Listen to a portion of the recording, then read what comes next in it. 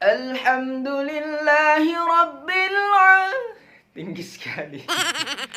Alhamdulillahi Rabbil Alamin. Ar-Rahmanir Rahim. Maliki Yaumiddin.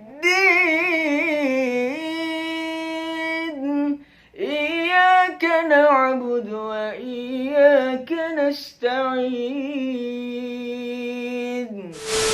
Oke coy, Assalamualaikum warahmatullahi wabarakatuh. Kembali lagi bersama saya Ilham Rahmat. Jadi di kesempatan kali ini di tengah pandemi di mana orang-orang masih dipaksa untuk tinggal di rumah. Jadi di video kali ini saya ingin memberikan sedikit tips cara membuat suara tinggi, cara menggunakan suara tinggi begitu. Karena banyak juga di antara teman-teman yang bertanya, bukan banyak sih, 1-2 orang lah yang bertanya, "Bang, gimana caranya biar suara panjang?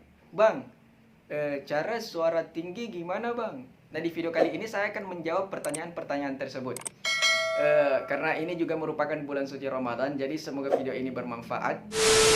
Nah jika kalian suka salawatan atau menyanyi atau tilawatil Quran atau teriak-teriak dengan menggunakan nada-nada yang tinggi, karena di mana-mana orang teriak pasti menggunakan nada tinggi kan. Nah kalau misalnya ada orang yang teriak tapi tidak pakai nada tinggi, itu bukan teriak namanya, itu ketiak. Jadi nada tinggi itu banyak macamnya ya. Maksudnya relatif lah bagi masing-masing orang. Nada tinggi bagi saya belum tentu tinggi bagi kalian. Begitu pula nada tinggi bagi laki-laki belum tentu tinggi bagi perempuan. Alhamdulillahi Rabbil Alamin. Ar-Rahmanir Rahim. Ini suara saya serak-serak, lagi beringus, lagi pilek begitu. Alasan ya. Oke, lanjut. Jadi yang pertama yang harus kalian lakukan adalah menghafalkan nadanya. Jika kalian suka sholawatan, mengaji, tilawatil Quran, murattal atau teriak-teriak, kalian harus menghafalkan nadanya terlebih dahulu sampai benar-benar hafal. Kenapa? Karena menurut saya orang-orang yang menghafalkan sesuatu nada misalnya, ketika dia sudah betul-betul hafal, maka dia akan terbiasa dengan nada itu. Nah dengan kebiasaan itu, ketika dia ingin membawakan nada itu lagi, dia akan rileks membawakan nada tersebut. Nah perlu teman-teman kemudian ketahui bahwasanya untuk menghasilkan suara yang tinggi kita butuh rileks pak. Kita butuh rileks untuk menghasilkan suara yang tinggi. Karena kalau tegang, pita suara kita juga ikut tegang begitu. Mungkin tinggi, tapi kedengarannya tidak enak. Seperti itu. Nah kalau kita rileks kan kita juga menikmati nadanya sehingga kedengarannya enak didengar. Nah kemudian setelah kalian sudah benar-benar hafal dengan nadanya, kalian bisa membawakannya dengan nada-nada yang standar dulu. Kemudian ditingkatkan contohnya. Aisyah, romantisnya cintamu dengan Nabi, dengan baginda kau pernah main lari-lari. Ya, yang penting kita pertama dulu harus hafalkan nadanya. Kemudian tingginya itu nanti kita step by step lah begitu kan. Aisyah, romantisnya cintamu dengan Nabi. Kalau masih bisa, tingkatkan lagi.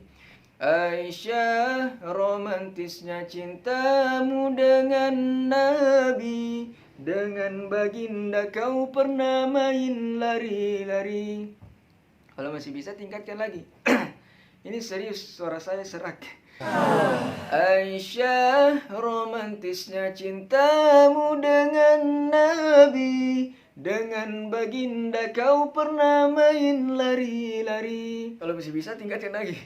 Aisyah, romantisnya cintamu dengan Nabi, dengan baginda kau pernah main lari-lari, selalu bersama. Dipaksakan gitu. Contoh di lagu lain ya. Ma'assalama fi amani syekhuna, Allahu Rabbi ruhammu Rabbi ruhina ya Rabbana. Ya badrat من هذا كل كمالي ماذا يعابر على العلا كمقالي. Oke, jadi awalnya saya juga kesulitan ketika ingin menggunakan nada-nada yang tinggi. Tapi karena saya suka dengan sholawat yang nada-nadanya tinggi, apalagi tilawah atau murattal. Jadi dulu setiap hari saya paksakan menggunakan nada-nada yang tinggi, dan alhamdulillah sekarang itu saya kalau misalnya ada sholawat dengan nada yang tinggi, saya bisa ikuti walaupun misalnya tingginya belum sama begitu. Setidaknya nadanya tinggi, kemudian enak kedengaran lah.